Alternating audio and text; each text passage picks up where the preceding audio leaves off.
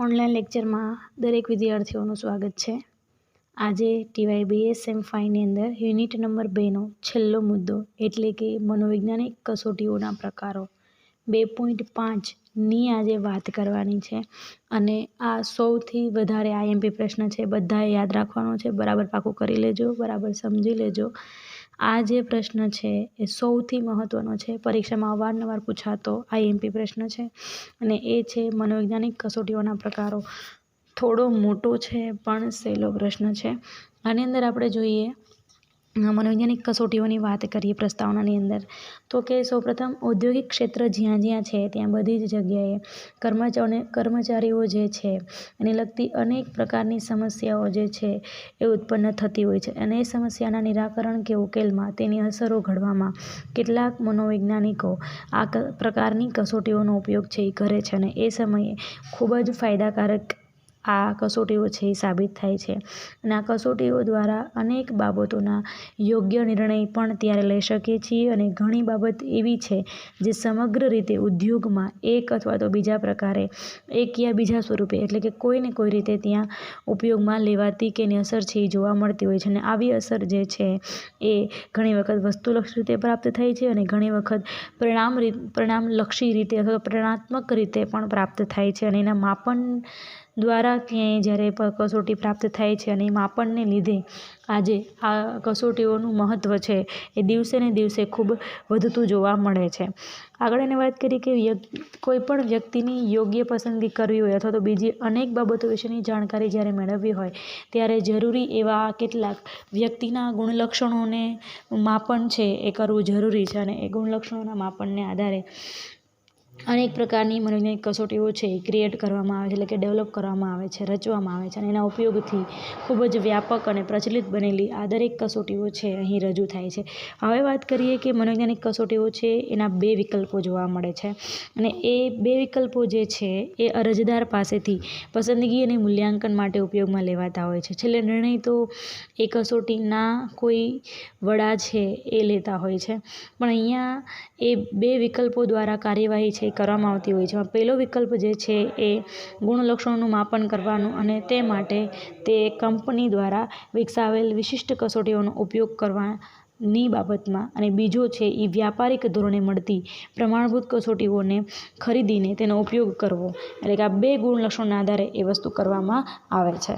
ફરી વાર બોલું છું કે એ બે વિકલ્પો કયા છે તો કે એક તો ગુણલક્ષણનું માપન કરવાનું અને તે માટે કંપની દ્વારા વિકસાવેલ વિશિષ્ટ કસોટીઓનો ઉપયોગ કરવો અથવા બીજું વ્યાપારિક ધોરણે મળતી પ્રમાણભૂત કસોટીઓ ખરીદીને એનો ઉપયોગ કરવો. એટલે કે આજે આપણે બજારમાં જોઈએ તો ઘણા વ્યાપારિક દ્રષ્ટિએ ઘણી બધી સંસ્થાઓ પાસે આવી કસોટીઓ ખૂબ મોટા પ્રમાણમાં મળે છે એટલે તેની શરતો પૂર્ણ કરવાથી સહેલાઈથી ખરીદી શકાય છે અને આ માટે અમેરિકામાં તો બોરોઝ નામના વિદ્વાને આવી કસોટીઓની વિસ્તૃત યાદી અને તેમાં નવી કસોટીઓના નામે ઉમેરીને એક વિસ્તૃત પુસ્તક છે એ બહાર પાડ્યું છે જેમાં પ્રતિ વર્ષે સુધારા વધારા કરવામાં આવે છે અને આમ ભારતમાં પણ હવે ધીરે ધીરે આવા પ્રયોગો છે કે આનો ઉદ્ભવ છે એ વધતો જોવા મળે છે.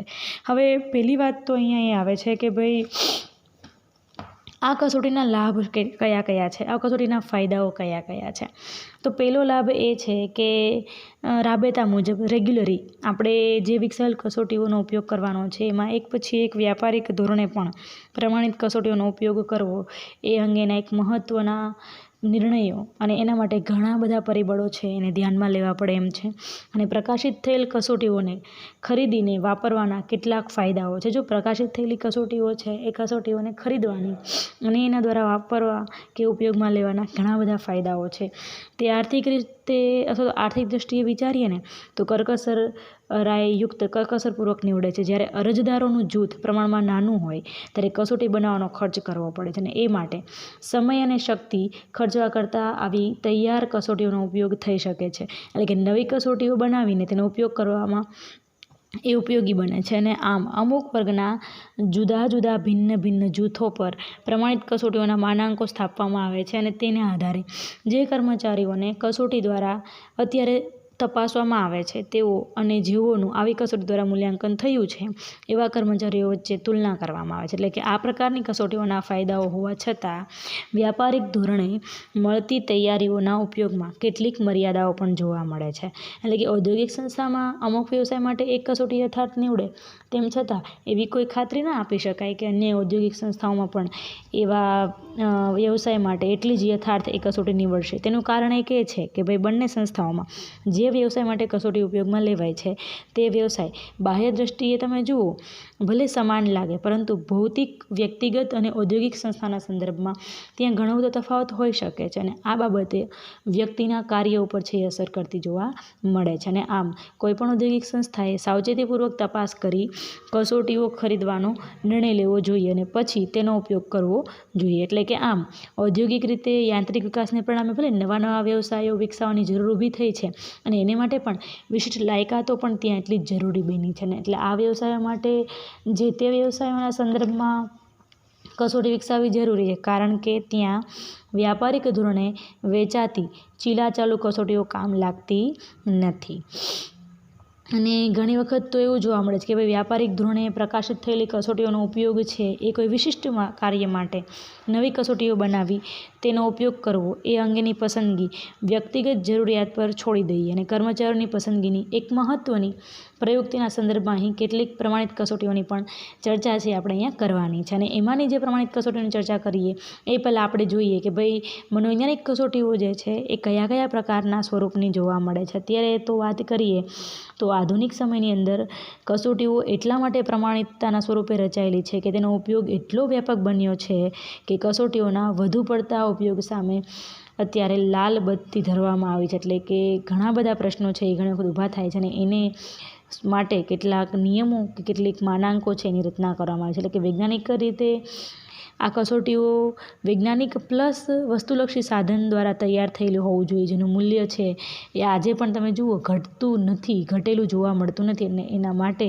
અહીંયા મૂળભૂત નમૂના રૂપે વસ્તુલક્ષી અને પ્રમાણિત કસોટીઓ નિર્માણ થાય એ અતિ મહત્ત્વનું છે.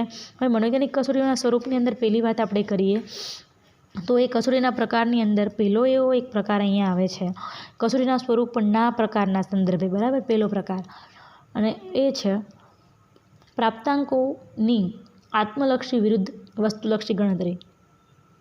પ્રાપ્તાંકોની આત્મલક્ષી વિરુદ્ધ વસ્તુલક્ષી ગણતરી. હવે આત્મલક્ષી ગણતરીના અનેક ગેરફાયદા હોય છે, બરાબર. એ જ વાત આપણે મહદઅંશે સ્વીકારીએ છીએ અને આથી જ ઔદ્યોગિક ક્ષેત્રે વપરાતીઓ જે કંઈ પણ કસોટીઓ છે એ કસોટીઓ વસ્તુલક્ષી હોય તેનો આગ્રહ સૌથી વધુ રાખવામાં આવે છે, કારણ કે વિશ્વસનીયતા અને ગણતરીની સુગમતા કે સરળતા બંને બાબતોનું ખાસ મહત્ત્વની અહીંયા ગણવામાં આવે છે. અને વસ્તુલક્ષી કસોટીઓનો અમલ અને ગણતરી માટેના કૌશલ્યની જરૂર પણ અત્યારે હાલના સમયમાં જોવા મળે છે અને એ પણ જરૂરી ગણાય છે. અને એટલે કસોટીઓ દ્વારા જે પ્રાપ્તાંકો પ્રાપ્ત કરવામાં આવે છે તેની ગણતરી કરનારા માણસો પૂર્વગ્રહો અને સામાન્યીકરણના વલણથી મુક્ત હોવા જોઈએ અને કસોટીના અમલ પછી ઝડપથી આવા પ્રાપ્તાંકો પ્રાપ્ત કરી શકતા હોવા જોઈએ. એટલે આ પહેલો પ્રકાર અહીંયા જે હતો એ કસોટીના સ્વરૂપના આધારે પ્રાપ્તાંકોની આત્મલક્ષી વિરુદ્ધ વસ્તુલક્ષી ગણતરી છે એ અતિ મહત્ત્વની છે. એટલે કે આત્મલક્ષીતા નથી ધ્યાનમાં લેતા કસોટીની અંદર, પણ વસ્તુલક્ષીતા ઇઝ મસ્ટ બી ઇમ્પોર્ટન્ટ. બીજો પ્રકાર આવે છે ઝડપ વિરુદ્ધ શક્તિ કસોટીઓ. તમે જુઓ ઝડપ કસોટીઓમાં અમુક સમય મર્યાદા બાંધેલી હોય છે અને તે નિશ્ચિત સમય મર્યાદાની બહાર વ્યક્તિને કાર્ય કરવા દેવામાં આવતું નથી. જે ઝડપ કે જે સમય નિર્ધારિત કરેલો હોય છે એ સમય મર્યાદા બાંધેલી હોય અને એમાં જ એ સમય મર્યાદામાં એને એ કાર્ય છે એ પૂરું કરવામાં આવતું હોય છે અને એનાથી વધારે ના સમયમાં એને કાર્ય છે એ પૂરું કરવા દેવામાં આવતું નથી. પછી ભલે એનાથી બધા જ પ્રશ્નના ઉત્તરો આપી શકાયા તેમ હોય તેમ છતાંય જો પછી ભલે એની ઝડપ ન હોય પણ એ બધા જ પ્રશ્નોના જવાબ એને આવડતો હોય તેમ છતાંય ત્યાં એક સમયની મર્યાદા બાંધેલી હોય તો એ આગળ વધારે સમય આપવામાં આવતો નથી. એટલે શક્તિ કસોટીમાં શું હોય તો કે પ્રશ્નો ઉત્તરોત્તર વધુ મુશ્કેલ આવે એ જ રીતે ગોઠવેલા હોય છે. જ્યાં કસોટીઓમાં મોટા પાયા પર ઉપયોગ થતો હોય ત્યાં સમય મર્યાદાવાળી કસોટીઓ જ વધુ ઉપયોગી નીવડી શકે છે. એટલે કે બધી જ ઉત્તર પત્રિકાઓ ચોક્કસ સમય મર્યાદામાં પાછી લઈ લેવાય છે, જેથી બધી જ ઉત્તર પત્રિકાઓની ગણતરી અંગેની પ્રક્રિયા તરત અને એકસાથે શરૂ કરી શકાય છે. કેટલાક સંજોગોમાં ઝડપના તત્વનું માપન છે એ જરૂરી બની જાય છે, પણ ઘણી વખત હસ્તદક્ષતા કસોટીઓ એટલે કે હાથેથી જે ભરવાની કસોટી, હાથેથી લખાણવાળી જે કંઈ કસોટીઓ છે એવી કસોટી કરવામાં આવે કે જેના દ્વારા ચેષ્ટા પ્રવૃત્તિની ઝડપ અને તમે જે ચોક્કસ માપી શકાય છે. અને ઘણીવાર આ બંને કસોટીની જાણકારી એક સાથે જ પ્રાપ્ત થવી જરૂરી હોય છે. અને આવી કસોટીમાં ઝડપનું અને ચોક્કસ દ્વારા શક્તિનું એમ બંનેનું માપન થાય છે. ઘણી વખત તમે જુઓ કારકુન અભિયોગ્યતા કસોટીમાં આ બંને પ્રકારની બાબતોનું માપન થાય છે. આ બંને પ્રકારની બાબતોનું માપન એટલે કે ઝડપનું અને વ્યક્તિની શક્તિનું, વ્યક્તિમાં રહેલી ઝડપ કેટલી છે અને વ્યક્તિની અંદર કેટલા પ્રકારની શક્તિઓ રહેલી છે, આ બંનેનું માપન છે એ કારકુન અભિયોગ્યતા કસોટી દ્વારા કરવામાં આવે છે. અને આવી કસોટીઓમાં મુખ્યત્વે સંખ્યાની સરખામણી અને નાની સરખામણીની વિગતો હોવી જોઈએ, જેમાં સૂક્ષ્મ તફાવત તે જ્ઞાનીય તફાવત બંનેમાં રહેલો છે તે શોધી કાઢવાના હોય છે. એટલે આમ પ્રત્યક્ષીકરણની ઝડપ તેમજ ચોકસાઈને વધુ મહત્ત્વ આપી માપન કરવામાં આવે છે. આપણે એના માટે એક ઉદાહરણ જોઈએ. અહીંયા ઉદાહરણમાં આપણે જોઈએ કે ભાઈ દ્રષ્ટાંત એવું છે કે ભાઈ હેમાક્ષી બિપિનચંદ્ર મહેતા, અને એની સામે જ આપણે એવું લખીએ છીએ કે ભાઈ હેમાક્ષી બિપિનચંદ્ર મહેતા. તો આ બંને વચ્ચે એક માઇનોર તફાવત કે ભેદ છે એ આપણને પારખતા છે આવડવો જોઈએ. બીજું દ્રષ્ટાંત છે મેમર્સ ગંગારામ જમનાદાસ. એની સામે મેમર્સ ગંગારામ જામનાદાસ અને જમનાદાસ. હેમાક્ષી બિપિનચંદ્રની જગ્યાએ વિપિનચંદ્ર હોય, વિપિનચંદ્ર, તો એક માઇનોર એટલે કે સૂક્ષ્મ તફાવત છે રહેલો હોય છે, જેને આપણે ઓળખવાનો હોય છે, જે વ્યક્તિની શક્તિ અને ઝડપ દ્વારા એ માપી શકતા હોય છે. અહીં ઉત્તરદાતા કેટલાક સાચા ઉત્તરો આપે છે તે એટલું મહત્ત્વનું નથી કે સાચા ઉત્તર આપે, કારણ કે જો વધુ સમય આપવામાં આવે તો દરેક વ્યક્તિ બધા પ્રશ્નોના સાચા ઉત્તરો આપી શકે એ શક્ય છે. અને અહીંયા મહત્ત્વનું પરિબળ એ છે કે નિશ્ચિત સમય મર્યાદામાં કેટલી ઝડપે અને કેટલા સાચા ઉત્તરો તે આપે છે. તમે જુઓ ભારતમાં IBPS અને BSRB આ બંને દ્વારા લેવાતી બેંકની કસોટીઓમાં આવી કારકુન અભિયોગ્યતા કસોટી જોવા મળે. જો આ બેંકની અંદર લેવામાં આવતી એક કસોટી, એક ટેસ્ટ છે, પરીક્ષા છે, અને એ ભારતની અંદર જે લોકોને બેંકની અંદર જોબ લેવી હોય એ લોકોને કારકુન અભિયોગ્યતા કસોટી છે એ આપવી જ પડે છે ફરજિયાતપણે. અને એનું અહીંયા વાત કરીશ કે ભારતની અંદર IBPS અને BSRB આ બંને જે છે એના દ્વારા લેવાતી આ કસોટી છે બેંકની કસોટી, અને એમાં આ કારકુન અભિયોગ્યતા કસોટી છે એનો ઉપયોગ કરવામાં આવે છે. કેમ કે માઇનોર ભૂલો જે છે એ બેંકવાળા જો કરે, 1 0 ઓછો લગાડે, 1 0 વધારે લગાડી દે તો કેટલો મોટો ગોટાળો થાય છે, બરાબર છે. એટલે એના માટે એની ઝડપ અને શક્તિ જે છે એનું માપન છે એ કારકુન અભિયોગ્યતા કસોટી દ્વારા કરવામાં આવતું હોય છે, જે ભારતની અંદર ઘણી બધી બેંકોની ઓલમોસ્ટ બધી જ જગ્યાએ આનો ઉપયોગ છે એ કરવામાં આવે છે. અને એવું પણ જોવા મળે છે કે ઝડપ કસોટીમાં મોટી ઉંમરની વ્યક્તિઓ યુવાન વ્યક્તિઓ કરતાં પાછી પડે છે, અને આથી એનો ગેરફાયદાની સ્થિતિમાં એ મુકાઈ જઈએ છે. પરંતુ શક્તિ કસોટીમાં આ ભિન્નતા દેખાતી નથી. એટલે આ બધાને આધારે એવું કહી શકાય કે ભાઈ ઔદ્યોગિક ક્ષેત્રે સમય મર્યાદાવાળી કસોટીઓ વધુ ઉપયોગી નીવડે છે. હવે ત્રીજી વાત આવે છે, આ ઝડપ વિરુદ્ધ શક્તિ કસોટી પૂરી થઈ અને ત્રીજો મુદ્દો આવે છે સમૂહ વિરુદ્ધ વ્યક્તિગત કસોટીઓ. સમૂહ વિરુદ્ધ વ્યક્તિગત કસોટીઓ. અમુક કસોટીઓનું સંચાલન એકસાથે ઘણી બધી વ્યક્તિઓ પર કરી શકાય છે, જ્યારે વ્યક્તિલક્ષી કસોટીના ઉપયોગ માટે દરેક વ્યક્તિ દીઠ મૂલ્યાંકનકારની જરૂર પડે છે. જો પૂરતી સગવડો હોય તો જૂથ કસોટીમાં સંચાલન અને અન્ય દૃષ્ટિએ કરકસરાયુક્ત સાબિત થાય છે. હવે વ્યક્તિગત કસોટીઓની ચિકિત્સાત્મક અને વ્યાવસાયિક માર્ગદર્શનના ક્ષેત્રે જેટલી ઉપયોગી નીવડે છે અને એનું મહત્ત્વ ધરાવે છે એટલું જ ઔદ્યોગિક ક્ષેત્રે મહત્ત્વ નથી ધરાવતી. એટલે તમે અહીંયા જુઓ કે ભાઈ વ્યક્તિગત કસોટીઓ દ્વારા મૈત્રીયુક્ત વાતાવરણ છે એ સર્જી શકાય છે, અને કસોટીઓના અમલ દરમિયાન થતા વ્યક્તિના વર્તનની નોંધ લઈ શકાય છે. એટલે કે વ્યક્તિગત મૂલ્યાંકનની કસોટીમાં પૂરક પ્રશ્નો પૂછવાની જરૂરિયાત ઊભી થાય છે, અને આવા સમયે વ્યક્તિગત કસોટીઓ જ ઉપયોગી નીવડે છે. એટલે કે ઔદ્યોગિક ક્ષેત્રે અનેક અરજદારો અને કર્મચારીઓ હોય છે, આથી આ ક્ષેત્રે મહદઅંશે સમૂહ કસોટીનો ઉપયોગ વધુ પ્રમાણમાં ઉપયોગી થઈ શકે છે. ત્યાર પછીનો ચોથો મુદ્દો આવે છે કર્તૃત્વ વિરુદ્ધ કાગળ પેન્સિલ કસોટીઓ. કર્તૃત્વ વિરુદ્ધ કાગળ પેન્સિલ કસોટીઓ. અહીંયા કાગળ પેન્સિલ કસોટીમાં વ્યક્તિએ છાપેલા પ્રશ્નોના ઉત્તર લખીને અથવા તો નિશાની દ્વારા આપવાના હોય છે. નિશાની એટલે કે સાચા ખોટાની, ખરા ખોટાની, ટપકાની, કોઈ બી નિશાનીમાં એને જે એલાઉ કરી હોય એ નિશાની દ્વારા આપવાની હોય છે. આવી સરખામણીમાં કર્તૃત્વ કસોટીમાં વ્યક્તિએ કોઈ યંત્ર કે સાધન ઉપર કાર્ય કરવાનું હોય છે અને આમાં જે સાધન ઉપર કાર્ય કરવાનું હોય છે તે વાસ્તવમાં એટલે કે ખરેખર તેને જે રીતે કાર્ય કરવાનું છે તેના નમૂનારૂપ જ હોય છે. હવે અહીંયા કર્તૃત્વ કસોટીમાં જે યંત્ર ઉપર કામ કરવાનું છે તેના દ્વારા મનોવૈજ્ઞાનિકની દૃષ્ટિએ મહત્ત્વની એવી કેટલીક બાબતોનું માપન કરવામાં આવે છે. દાખલા તરીકે યંત્ર કે બીજા સાધન ઉપર કાર્ય કરવાની આંગળીઓનું ચાપલ્ય, ચેષ્ટાકીય કૌશલ્ય અથવા તો મનોકારક શક્તિઓનું માપન થાય છે. પછી એણે વાત કરી કે ભાઈ કર્તૃત્વ કસોટીઓમાં સાધન કે યંત્રની જરૂર પડે છે, આથી કાગળ પેન્સિલ કસોટીઓ કરતાં તે વધુ મોંઘી પડે છે. જેમ જૂથ ઉપર આવી કસોટીઓનો ઉપયોગ વધુ કઠિન અને ખર્ચાળ બને છે ને, તેવી જ રીતે મનોવૈજ્ઞાનિક દૃષ્ટિએ અહીંયા મહત્ત્વની બાબતોનું માપન જો કર્તૃત્વ કસોટીઓ દ્વારા કરતાં કાગળ પેન્સિલ કસોટીઓ દ્વારા એટલી જ ચોકસાઈથી કરી શકાતું નથી, એટલે કાગળ પેન્સિલ કસોટી વધુ પસંદ કરવામાં આવે છે. અને આમ તેમ છતાં એક બાબત તો અહીંયા સ્પષ્ટ છે જ કે ભાઈ વર્તનના કેટલાક મહત્ત્વના પાસાઓનું માપન કર્તૃત્વ કસોટી દ્વારા જ કરી શકાય છે. દાખલા તરીકે ટાઈપિંગના કૌશલ્ય આગળ પેન્સિલ કસોટી દ્વારા કેવી રીતે માપી શકાય, અને ટાઈપિંગના કૌશલ્યનું માપન માટે વ્યક્તિએ નિયંત્રિત પરિસ્થિતિમાં પ્રમાણિત લખાણ ટાઈપ કરવા આપવું જ પડે છે. એટલે કે ઔદ્યોગિક ક્ષેત્રે આ બંનેની કસોટીઓ ખૂબ જ પ્રચલિત છે. ત્યાર પછી અહીંયા આ મનોવૈજ્ઞાનિક કસોટીના સ્વરૂપની અંદર આ 4 મુદ્દા અહીંયા પૂરા થાય છે. હજી આપણો પ્રશ્ન તો મનોવૈજ્ઞાનિક કસોટીના પ્રકારનો કન્ટિન્યુ ચાલુ જ છે વિદ્યાર્થી મિત્રો. એની અંદરના પ્રકારની જે વાત કરીએ, એક તો પ્રાપ્તાંકોની આત્મલક્ષી વિરુદ્ધ વસ્તુલક્ષી ગણતરી, બીજું ઝડપ વિરુદ્ધ શક્તિ કસોટીઓ, ત્રીજું સમૂહ વિરુદ્ધ વ્યક્તિગત કસોટીઓ, ચોથું કર્તૃત્વ વિરુદ્ધ કાગળ પેન્સિલ, અને હવે આવે છે કસોટીઓ દ્વારા મપાતા ગુણલક્ષણો. કેટલાક પ્રકારના ગુણલક્ષણોનું માપન છે એ કરવામાં આવતું હોય છે, એની અહીંયા વાત કરી છે. અને એ ગુણલક્ષણો જે છે એમાં હવે પહેલો મુદ્દો જે છે એ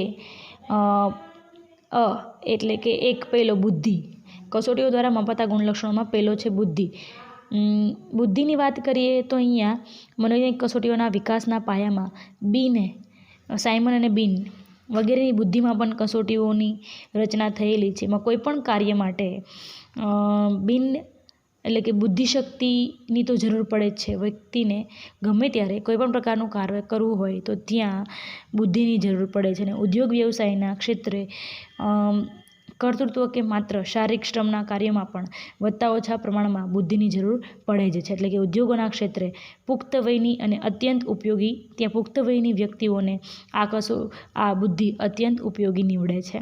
હવે અહીંયા વાત કરીએ કે ભાઈ બુદ્ધિ જે છે એના પણ કેટલાક પ્રકારના ઘટકો હોય છે, અને બુદ્ધિની વ્યાખ્યા તમે જુઓ તો ખૂબ જ જટિલ છે.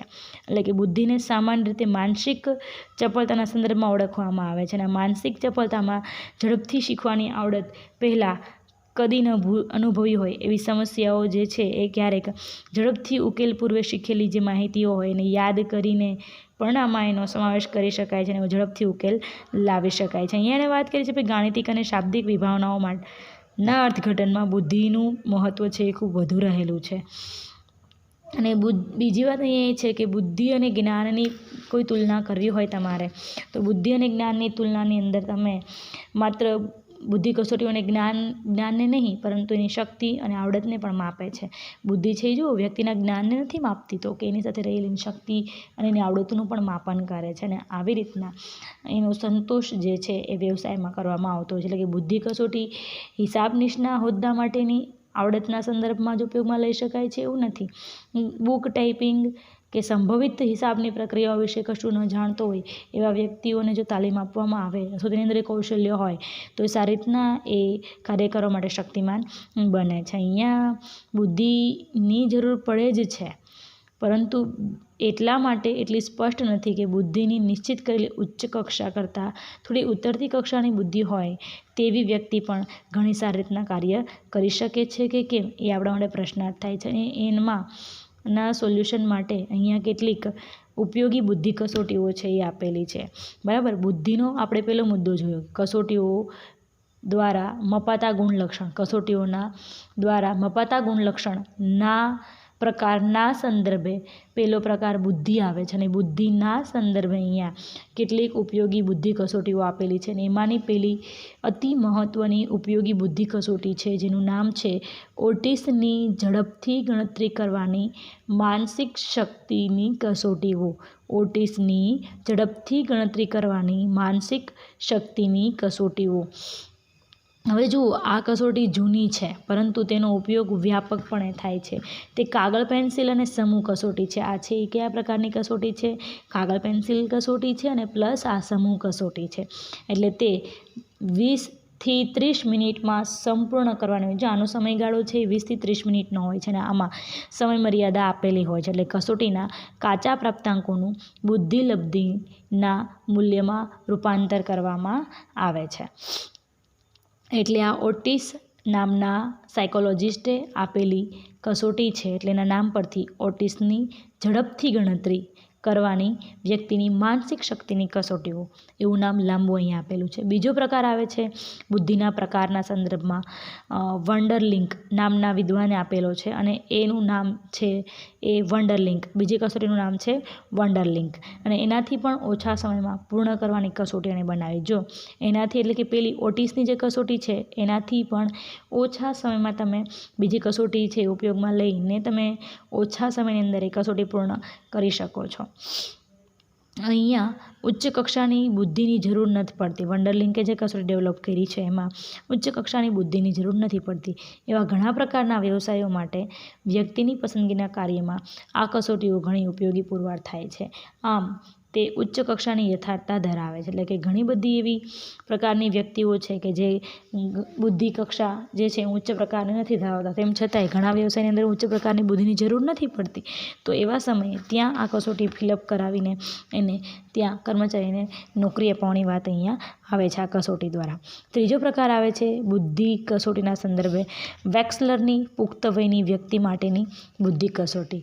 વેક્સલરની પુખ્ત વયની વ્યક્તિ માટેની બુદ્ધિ કસોટી. અહીંયા વાત કરી છે કે ઔદ્યોગિક હેતુ માટે કેટલીક વાર વપરાતી આ એક વ્યક્તિગત કસોટી છે. જો આ એક વ્યક્તિગત કસોટી છે. ઉપરની આપણે જે જોઈ એ કસોટીઓ વ્યક્તિગત અને સામૂહિક બંને પ્રકારની છે, પણ અહીંયા આ કસોટી છે એ વ્યક્તિગત કસોટી છે. વેક્સલર નામના વિદ્વાને પુખ્ત વયની વ્યક્તિઓ માટે બુદ્ધિ કસોટી ડેવલપ કરી છે, અને આમાં તેઓ આ કસોટી ઔદ્યોગિક ક્ષેત્ર કરતાં ચિકિત્સાના ક્ષેત્રમાં વધુ ઉપયોગી પુરવાર થાય છે, અને કસોટીઓનું સંચાલન કરનાર મનોવિજ્ઞાનની ઉચ્ચ કક્ષાની પ્રેરણાને જગાડી શકે છે. અને સમૂહ કસોટીની પરિસ્થિતિ કરતાં અહીંયા વ્યક્તિગત કસોટીની પરિસ્થિતિમાં વ્યક્તિની પ્રતિક્રિયાઓનું નિરીક્ષણ કરીને બુદ્ધિનું વધુ સારી રીતે એ મૂલ્યાંકન પ્રાપ્ત કરી શકે છે. તેમ છતાંય મોટાભાગની ઔદ્યોગિક સંસ્થાઓ સમૂહ કસોટીઓને વધુ પસંદ કરતા હોય છે, એટલે કે સમૂહ કસોટી વધારે પસંદ કરે, જ્યારે અહીંયા તો આ એક વ્યક્તિગત કસોટી છે. તેમ છતાંય એનું મહત્ત્વ અહીંયા ખૂબ વધારે રહેલું છે. અહીંયા આપણે વાત કરી હતી કસોટીઓ દ્વારા મપાતા ગુણલક્ષણો, અને કસોટી દ્વારા મપાતા ગુણલક્ષણો નામની બુદ્ધિ કસોટીમાં એનો પેટા પ્રકાર પેલો બુદ્ધિ જોયો, અને બુદ્ધિની અંદર આપણે 3 પ્રકારની બુદ્ધિની વાત કરી બુદ્ધિ કસોટીઓની, અને એમાં આ બુદ્ધિના વાત પૂરી થાય છે એટલે બી જે આવે છે અભિયોગ્યતા, એ બુદ્ધિની વાત પૂરી થઈ. બીજી આવે છે અભિયોગ્યતા. હવે અભિયોગ્યતાની વાત કરીએ તો અભિયોગ્યતા એ ચોક્કસ જ્ઞાન અને કૌશલ્ય દ્વારા પ્રાપ્ત કરવાની વ્યક્તિની વિશિષ્ટ અને સુષુપ્ત શક્તિ છે.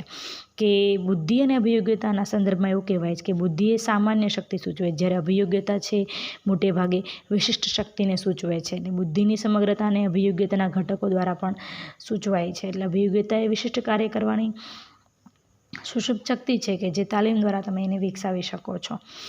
અહીંયા એણે વાત કરી છે 1938માં થર્સ્ટન નામના વિદ્વાને બુદ્ધિની મૂળભૂત શક્તિઓ દ્વારા કેટલીક બાબતો શોધવાનો અને સાબિત કરવાનો પ્રયાસ કર્યો છે. એમાં 7 પ્રકારની મૂળભૂત શક્તિઓ છે એવું થર્સ્ટને પ્રાથમિક શક્તિઓના નામથી એને ઓળખાયું છે, જેમ કે સ્મૃતિ શક્તિ, અંક શક્તિ, પ્રત્યક્ષીકરણ શક્તિ, તર્ક શક્તિ, અવકાશ સંબંધી શક્તિ, શાબ્દિક શક્તિ અને શબ્દ ચાતુર્ય શક્તિ. એટલે કે અહીંયા 7 પ્રકારની મૂળભૂત શક્તિઓ છે એ જોવા મળે છે. હવે થર્સ્ટનના પ્રાથમિક શક્તિઓના અભિગમને ઘટકલક્ષી વિશ્લેષણ અભિગમ તરીકે પણ ઓળખવામાં આવે છે. ખાસ યાદ રાખજો, 1 માર્કના પ્રશ્નની અંદર પૂછાય એવું છે કે ભાઈ થર્સ્ટનના પ્રાથમિક શક્તિઓના અભિગમને કયા અભિગમ તરીકે ઓળખવામાં આવે છે? તો કે અહીંયા એ શક્તિઓના અભિગમને, પ્રાથમિક શક્તિઓના અભિગમને ઘટકલક્ષી વિશ્લેષણ અભિગમ તરીકે ઓળખવામાં આવે છે. અને માત્ર આવી પ્રાથમિક શક્તિઓની જાણકારીને આધારે વ્યવસાયિક સફળતા વિશે આગાહી કરવી ઈચ્છનીય નથી.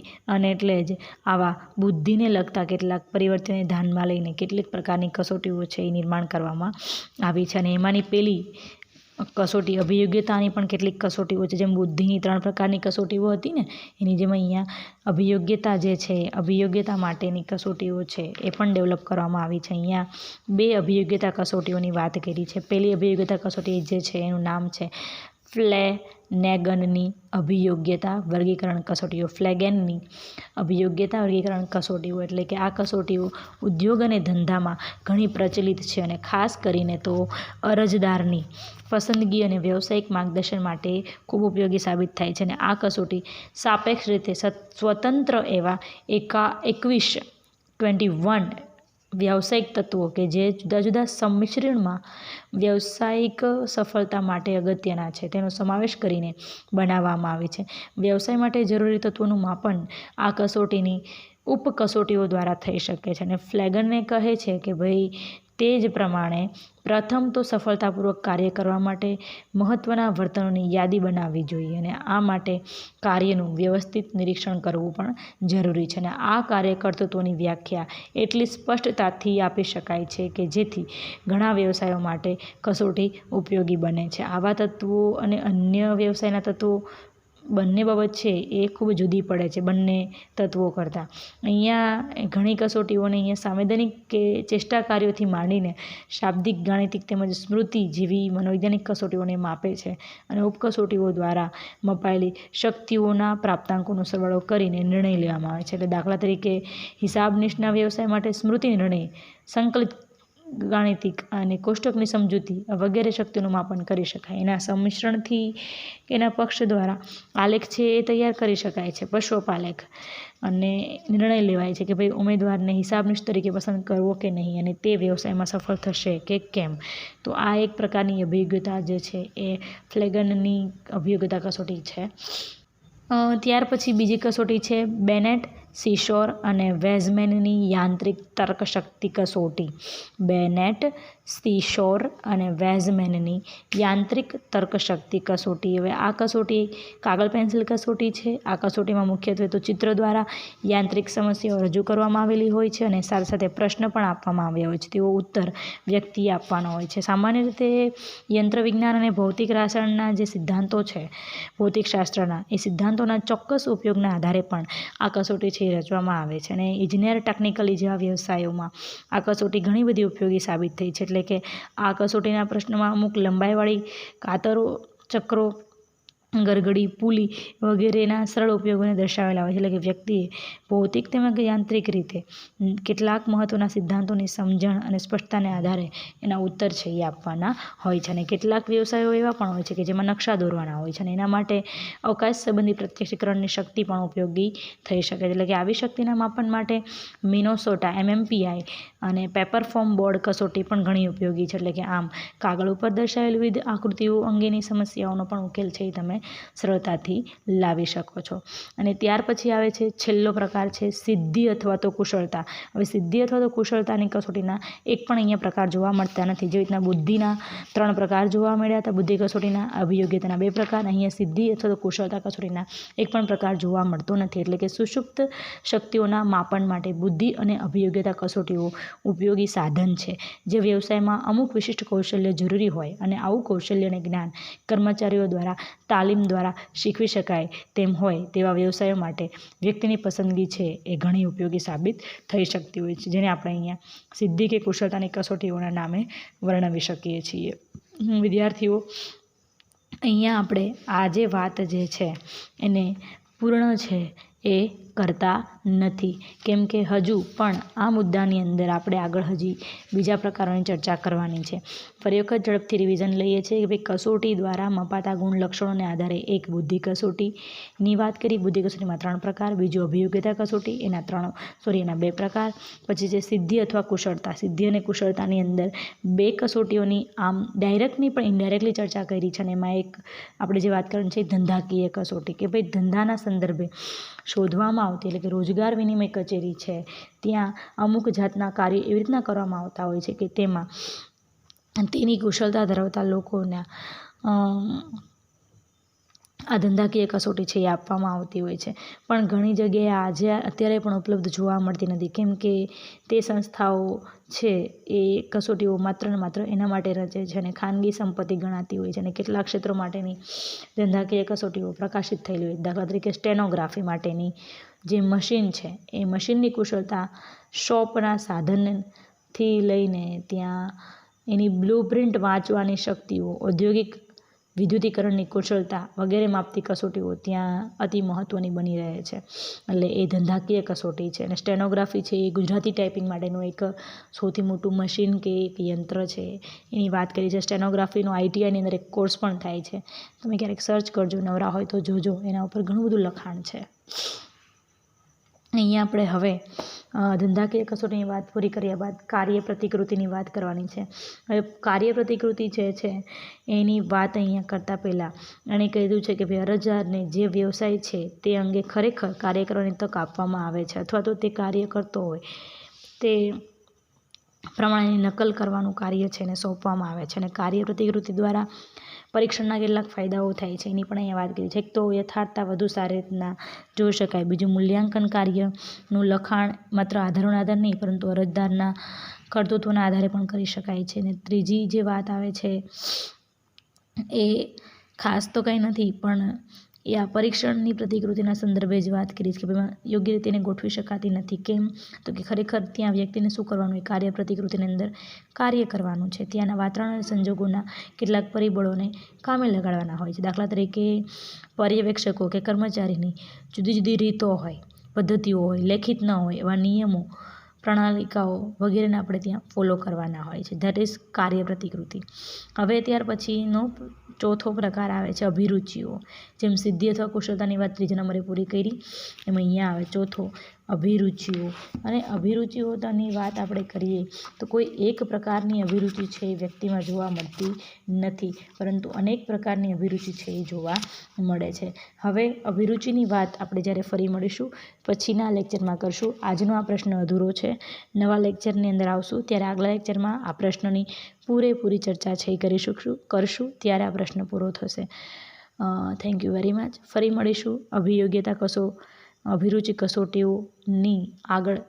કસોટીઓની આગળના જે કંઈ બી મુદ્દાઓ છે એની ચર્ચા માટે. Thank you.